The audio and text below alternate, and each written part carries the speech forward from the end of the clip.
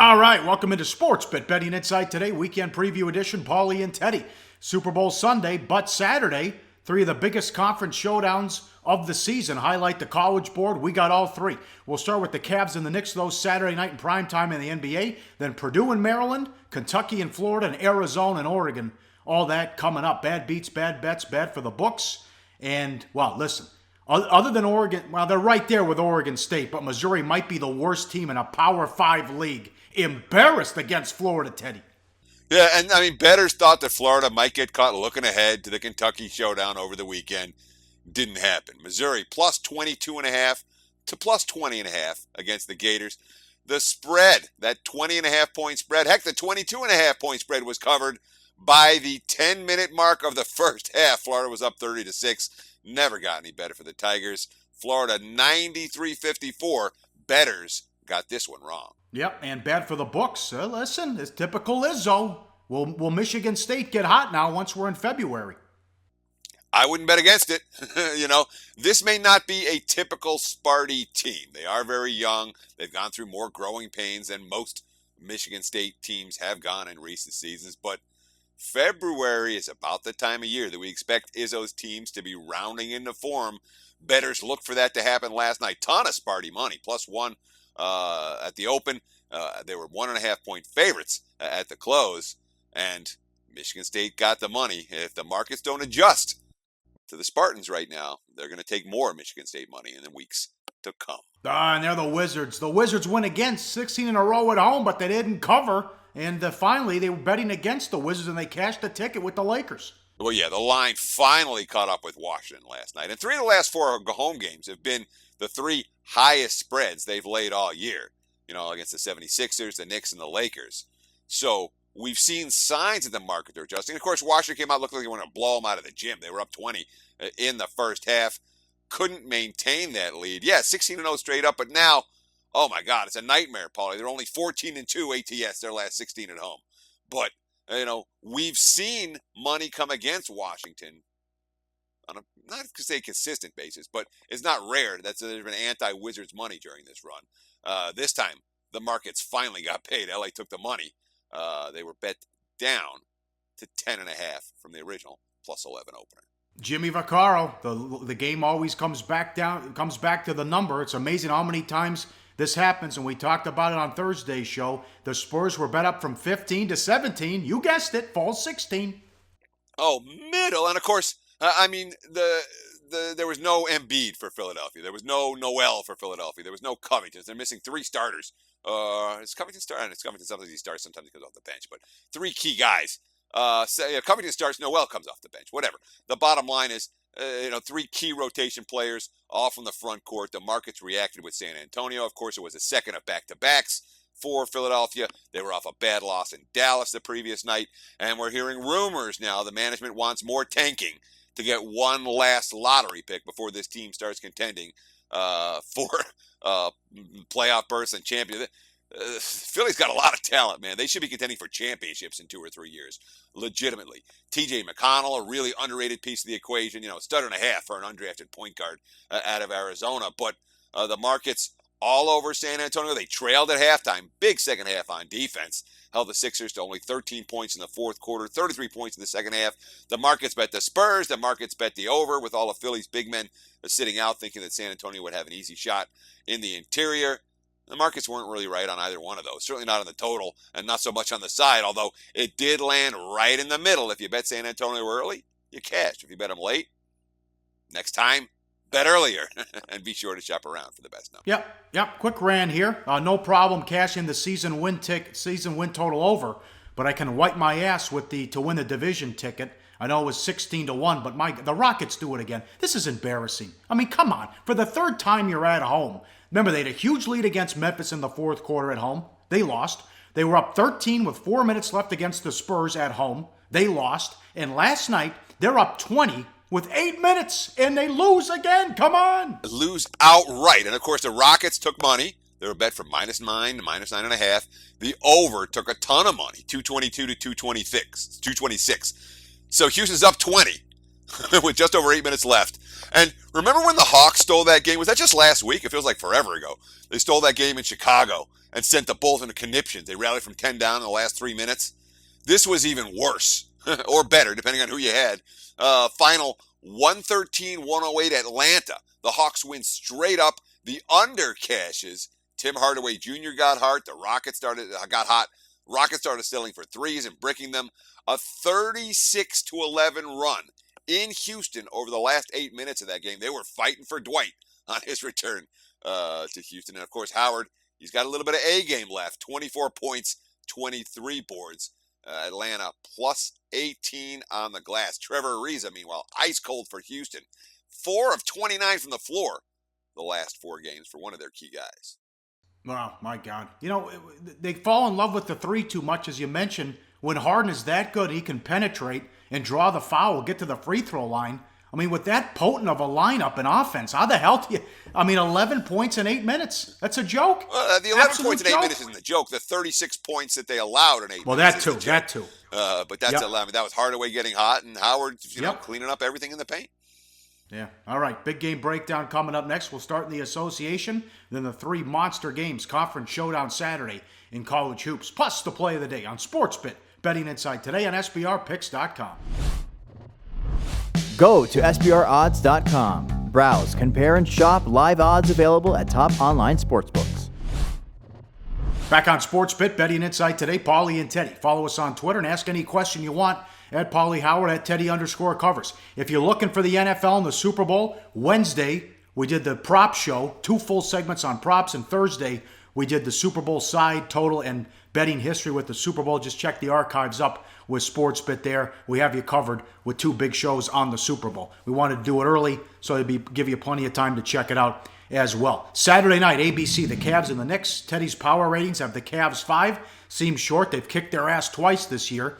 Rare NBA game in which both teams off back-to-back days off. Knicks were home before heading over to Brooklyn, and they don't leave again until February 15th now. And I'll tell you, they needed that game in the worst way. They were down 7 against the Nets, Teddy. Oh, yeah, they were down 7 at halftime. They were down 9 going into the fourth quarter. And they rallied to win the game. But Jeff Hornacek did it a different way. Did you see who the Knicks had on the floor in that fourth quarter? It was Porzingis, and then Willie Hernangomez, and Sasha Vujacic, and Brandon Jennings, and Justin Holiday. Note who's not on that list. Some guy named Melo.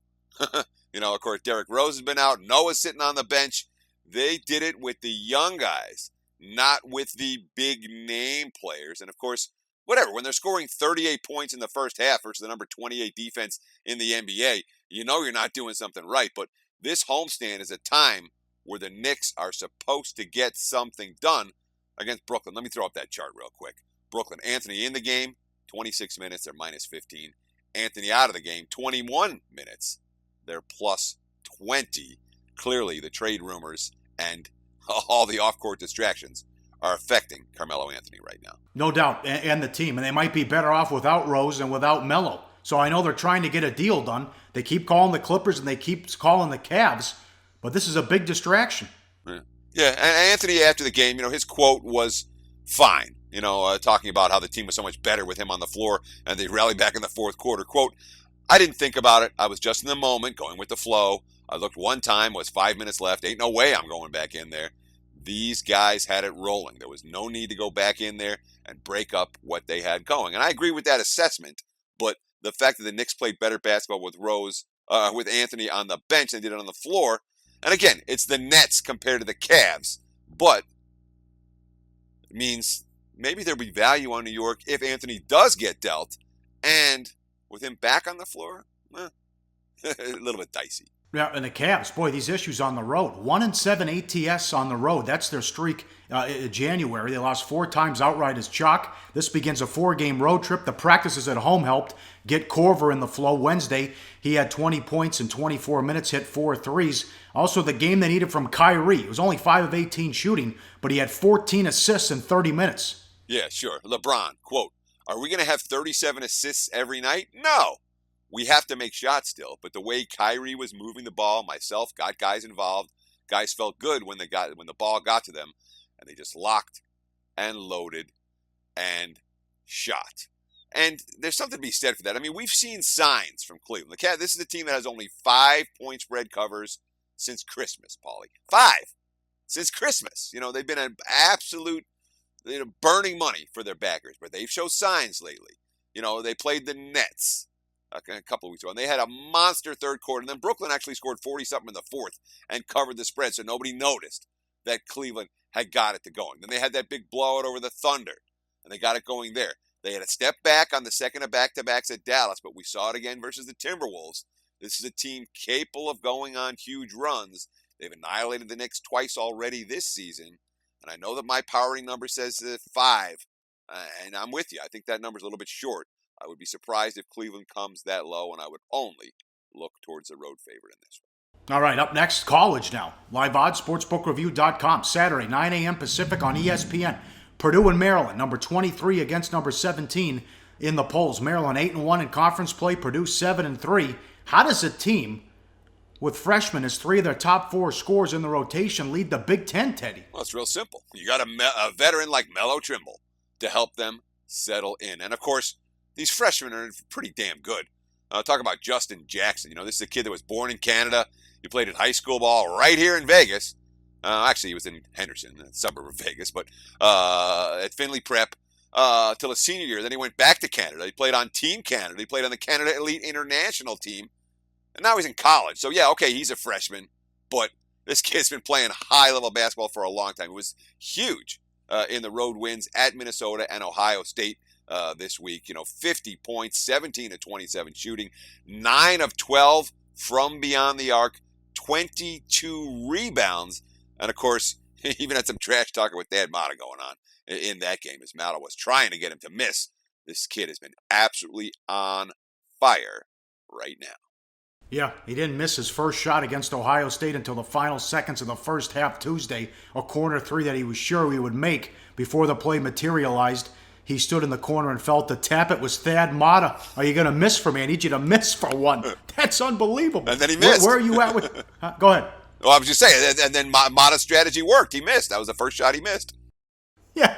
Where are you at with this Purdue team? This team's got such a great inside-outside game. When you have Caleb Swanigan at 6'9", 250, and the 7'2", 300-pounder Isaac Haas inside. The defense has collapsed on the duo, and then they're number 2 in the nation in three-point shooting percentage, 42.4% from beyond the arc as a team. 6 different players made 6 or more three-pointers in a game. 5 of them shooting at least 40% from beyond the arc. 450 assists for this team, Pauly. Number 3 in the nation for ratio of assists to field goals. 5 different players averaging in double figures.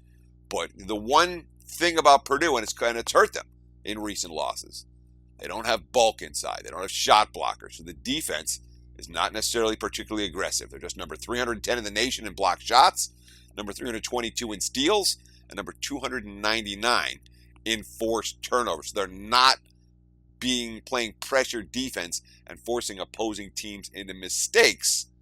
And that could be a problem against Maryland because the Terps don't make a whole lot of mistakes on their own. Yep, I'm not sold on Matt Painter either. Remember last time we saw Purdue in a big spot in the tournament. They blew a huge lead and lost to Arkansas Little Rock in overtime. And he had those big guys, but they wouldn't feed him against a small Little Rock team last year and went out early in the tournament. Sure. One last comment on Maryland. Remember, we've been talking about Maryland on the road, Maryland on the road, Maryland on the road, and all they do is win games and cover point spreads on the road. They have not had similar success playing in College Park for whatever reason. Yes, thanks for that. Up next, Kentucky and Florida and Arizona and Oregon on SportsBIT. Betting Insight today on SBRpicks.com.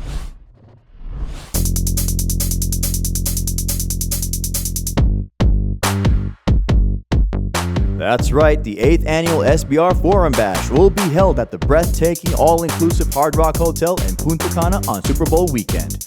Join Natalie Rydstrom and the Odds Couple as they mingle with SBR pros and have fun under the sun. Stay tuned for video coverage of Bash activities, including a $5,000 poker tournament sponsored by uwager.eu. Only on SBR, your sportsbook authority since 1999. Back on SportsBIT, Betting Insight today, Pauly and Teddy. Any questions? Get on Twitter, hashtag AskSBR. We'll get to everything you want to ask up there on Twitter. Estimated line, by the way, Purdue won on the road against Maryland. Live odds, sportsbookreview.com. How about Kentucky and Florida? Kentucky, maybe 1.5 estimated line in this one. Saturday night, 5 o'clock on ESPN. Number 8 against number 24. Kentucky 8-1 in conference. Florida 6-3 in the SEC. And Mike White's doing a great job, and they're off an easy win against Missouri, as we mentioned at the top. Yeah, and when we talk about the estimated lines, basically we're taking a look at a couple of different sets of power ratings in college basketball and putting a guesstimate factor in there. We expect Purdue to be short road chalk at Maryland. The line come within a point or two of that. Similar here, I expect Kentucky to be short road chalk in Gainesville against this Florida team. And of course, Kentucky's 8-1 in conference, Florida 6-3 in SEC play. But I'll tell you what. You ask me which of these two teams I've been more impressed with in recent weeks, and it's the Florida Gators. I mean, you talk about Mike White and the defensive tools they have. Man, this defense has been loaded. They're number 8 in the country overall defensively, number 18 in turnover percentage, number 21 in steal percentage. And how about this? This one, it's a kind of an obscure stat. Number of possessions, 342. Only 9 teams force their opponents to use more clock. They use great ball pressure, and opposing teams have a difficult time getting anything in transition or early in the shot clock against this Florida Gators defense. But here's your key matchup, because Kentucky's number 8 in possession. They love to score quick and get up and down the floor. We talked about this Thursday night in the Google Hangout, every Thursday at 8 Pacific. I do not like this Kentucky team, how they're playing. They're not buying in, and they're not playing defense. In a point spread free fall, just 1-6 ATS last 7. Yeah, and the last 3 have all lost against the spread by double digits in regulation. Don't be fooled by the 9-point margin against Georgia. Kentucky's life and death to win that game as a 15, 16-point chalk in that contest. And ended up winning by 9 in overtime. But in regulation, all 3 of their last 3 games have been double-digit point spread losses, not even close. So you say that Kentucky wants to push the pace, and they tend to play as fast as anyone in college basketball. They get so many fast break buckets, so they love to get up and down the floor and score quick. I worry about them maintaining patience on offense and not settling for bad shots in a pretty tough road setting. Yeah, and you look, Kentucky has the NBA players. Florida doesn't. White can do a good job with the X's and O's, but where's the scoring going to come from with Florida? Well, that's a problem because, this team plays great defense. They have a 9-player rotation, so no one gets 30 minutes. But unlike Kentucky, how many guys in Kentucky are going to be starting in the NBA? Half the team? Florida doesn't have anyone that's on their way to starting in the NBA. I worry about where their points come from in a close game, but, and Kentucky doesn't have those same issues. In a tight game at the end, Malik Monk has shown a willingness to take the big shot, and he's shown the skill to make that big shot. So if it comes down to which squad can hit a shot if the game is tied late, I trust Kentucky to do that a little more than Florida. If the Gators are going to win this game, they're going to have to keep it the pace at their level, and I think Florida and under will correlate fairly well in this contest. If you like Kentucky, you may want to look at Kentucky and over. That too has at least a reasonable amount of correlation. Yeah, good points there. We saved the best for last. 1 o'clock ESPN on Saturday. Arizona at Oregon. Seems short here. Ducks, estimated line, 2.5 at home. One of the toughest places to play in the country. They got UCLA earlier this year. Arizona's 9-0 in conference play. Oregon 8-1. It's number 5 against number 13. Oregon swept them last year. They were catching 7 in Tucson and won by 8 in an absolute thriller in overtime here in Vegas. In the Pac-12 tournament, they won by 6, 95-89. But Arizona brings something they don't have last year. That's a 7-footer, Teddy. Oh, yeah. Larry Markkanen. We're talking about a 7-foot, 230-pound freshman from Finland. And the early reports on this kid, he's a bigger and stronger than Dirk. All right, that's the guy who they're comparing him to. Dirk. 16.8 points per game, 7.6 rebounds. But the key, 54 for 107 from three-point range and 84% from the free throw line. So we're talking about a 7-foot freshman who's draining threes at better than 50% for the season and hitting 84% from the charity stripe. But of course, you know how the hype machine works. The hype machine only works for the East Coast kids. The West Coast kids don't get it. No ink for this guy. Great quote from head coach Sean Miller. For him to not be considered one of the best freshmen in college basketball is a complete joke. I mean, I would put him up against anyone, not just a freshman, toe-to-toe, the quality of player he is, period. I don't care if you're from Finland, Russia, China, Japan, North Dakota, Florida, California, New York City. If you have eyes and you're watching Arizona play, there aren't many players who play the way he plays. That's Sean Miller, of course, the Wildcats head coach. So you got Markkanen, who can also step out and change the flow. Inside battle, one of the best all season, though. Oregon's #1 in the nation in block shots, and the Ducks can counter with so many players. They can put the ball on the floor and score. The balance, you got to love the balance. And I know most of it's about Brooks, the best player on the team. But they got 5 guys in double figures. They spread it around. Yeah, it's really a fascinating matchup because Arizona can play this inside out right now. They got the 2 7-footers that you mentioned, Dustin Rustick. He's going to play inside. What's he got? 12 points, 6.5 boards per game. And then the 7-footer from Finland draining shots on the outside. And of course, they also have Alonzo Trier, who sat out the first 20 games of the season. He's now ready to play starters minutes, and he's another guy with a legitimate NBA future. So the question is, does Miller keep both 7-footers on the floor in a man-to-man against this offense? Can he do that? And the other question for Arizona, even with Trier back, depth is still an issue for Arizona. This will be obviously their second road game in 3 days, the Pac-12 cycle, Thursday, Saturday. And in a late game situation, you do worry about a tight late game situation. You worry about a little tired legs for Arizona more than Oregon, because as you mentioned, the Ducks, so many different guys who Dana Altman can rely on, a deeper rotation, and of course 5 guys who score in double digits. I don't disagree that this is going to be the best game of the 3, but Pac-12 doesn't get the love that the East Coast schools get. It's just how it is. No, Pac-12's dynamite. And good point about the scheduling spot. Arizona played late Thursday on the road. Now they got the early game on Saturday. Money time, play of the day. We don't like this Kentucky team right now. 1-6 again, as we mentioned, on the last 7 ATS. Let's go 6-6-4. The Gators. We cashed a ticket earlier in the week betting against Kentucky. Let's try to do it again. And let's take the Gators. Betting number 664. Oh, my God. You know what's going to happen Monday? Can't wait. We recap the Super Bowl, the props, the commercials. We run everything down coming up. Have a good weekend. We're right back here Monday. Don't forget Tuesday, Jimmy Vaccaro to talk about how the books and the players did as well. Have a good week. Thanks for watching. Tell your friends. Google Hangout every Thursday, 8 Pacific on SportsBIT. Betting Insight today on SBRPicks.com.